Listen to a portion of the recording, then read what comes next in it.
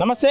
ప్రస్తుతం మనతో పాటు రాపోల్ ఆనంద భాస్కర్ గారు ఉన్నారు, మాజీ రాజ్యసభ సభ్యులు. ఒకసారి మాట్లాడే ప్రయత్నం చేద్దాం. సార్ చెప్పండి, బీసీల కోసం అనేక పోరాటాల తర్వాత కాంగ్రెస్ అట్లో ఇట్లో మొత్తం మీద అసెంబ్లీలో ఒక బిల్లు ప్రవేశపెట్టింది. ఎట్లా ఉండబోతా ఉంది, దీని ద్వారా బీసీలకు న్యాయం జరగబోతా ఉందని చెప్పి ఆశిస్తూ ఉన్నారు. ప్రధానంగా తెలంగాణ వ్యాప్తంగా సబ్బండ జాతులు బహుజన కులాలన్నీ కూడా అప్రమత్తమయ్యాయి, చైతన్యవంతమయ్యాయి. ఆందోళన క్రమంలో ఏ రీతిలోనైనా ఉద్యమ క్రమంలోకి అడుగుపెట్టేటువంటి ఆలోచనలో దాదాపు అన్ని గ్రామాల్లో, అన్ని మండలాల్లో, అన్ని పట్టణాల్లో బీసీ చైతన్యం అనేటువంటి అంత ప్రస్ఫుటంగా కనిపిస్తూ ఉంది. కాబట్టి ఈ దిశలో అంతకుముందు శాసనసభ ఎన్నికల సందర్భంగా ఎన్నికల వాగ్దానం చేసిన తర్వాత ఆ ఎన్నికల వాగ్దానాన్ని నెరవేర్చుకోవడంలో 42% స్థానిక సంస్థల రిజర్వేషన్ బలహీన వర్గాలకు సమకూర్చడంలో తప్పని పరిస్థితి ఈనాడు తెలంగాణ వర్తమాన ప్రభుత్వానికి కూడా వచ్చి కూర్చున్నది. కానీ రాజ్యాంగపరంగా, శాసనపరంగా ఏర్పడేటువంటి చిక్కుల గురించి వారికి కూడా కొన్ని కష్టాలు ముందు ఉన్నట్టున్నాయి. దానికి గాను ప్రధానంగా ముందు కేంద్ర ప్రభుత్వం పైన ఒత్తిడి తీసుకురావడం ద్వారా భారత పార్లమెంట్లో వారి ఆమోదం తీసుకుంటే శాసనపరమైనటువంటి న్యాయపరమైనటువంటి చిక్కులు ఏర్పడకుండా ఉంటుంటాయి అనేటువంటి ఒక ఎత్తుగడతో తెలంగాణ వర్తమాన ప్రభుత్వం అడుగు వేస్తున్నట్టు కనిపిస్తూ ఉంది.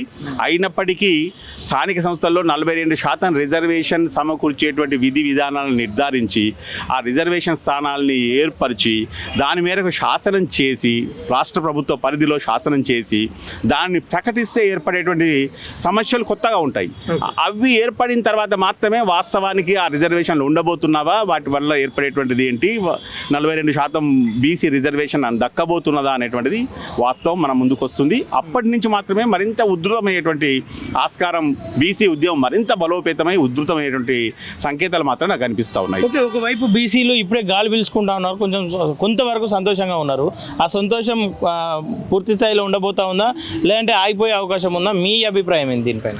బీసీ చైతన్యం చాలా బలోపేతమైంది, బీసీ ఉద్యమంగా మారబోతున్నది అనేటువంటి సంకేతాలు కనిపిస్తూ ఉన్నాయి. కాబట్టి అదే రీతిలో ఒకవేళ ప్రభుత్వం తమ హామీని నెరవేర్చేటువంటి ప్రయత్నంలో ఏమాత్రం చిక్కుల పాలైనా దాన్ని సాధించుకోవడానికి బలహీన వర్గాల బిడ్డలే గెలుతారనేటువంటి విశ్వాసం నాకు కలుగుతా ఉంది.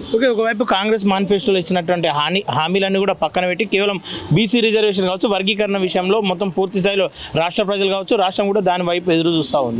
ఇటు కేంద్రం పైన ఒత్తిడి తీసుకొచ్చే ప్రయత్నాలు చేస్తూ ఉన్నారు. బీసీ సంఘాలు కూడా అన్ని ఏకతాటి మీదకి వస్తూ ఉన్నాయి. త్వరలో ఢిల్లీ పర్యటన కూడా చేయబోతూ ఉన్నామని చెప్పేసి బీసీ సంఘాలు చెప్తా ఉన్నాయి. మీరేమంటా ఉన్నారు? ఢిల్లీ పర్యటన ద్వారానైనా బీసీ బిల్లు త్వరగా కేంద్రం ఆమోదిస్తుందని చెప్పేసి భావిస్తూ ఉన్నారు. కేంద్రం పైన ఒత్తిడి మాత్రమే ఆరంభం అవుతుంది. రాజకీయపరమైనటువంటిది రాజకీయ పార్టీల మధ్య ఒక ఏకాభిప్రాయం ఏర్పడాలి, ఒక ఎత్తుగడగా వారందరినీ ఒక వేదిక పైనకి తీసుకురావాలి, పార్లమెంటు పరంగా ప్రభుత్వాన్ని ఒప్పించాలి. దాని తర్వాత మాత్రమే మనం ఆశాజనకంగా అడుగు వేయడానికి ఆస్కారం ఉంటుంది. ఇప్పటికిప్పుడు ఊహించుకోవడానికి మాత్రం కనిపించడం లేదు. Okay sir, thank you.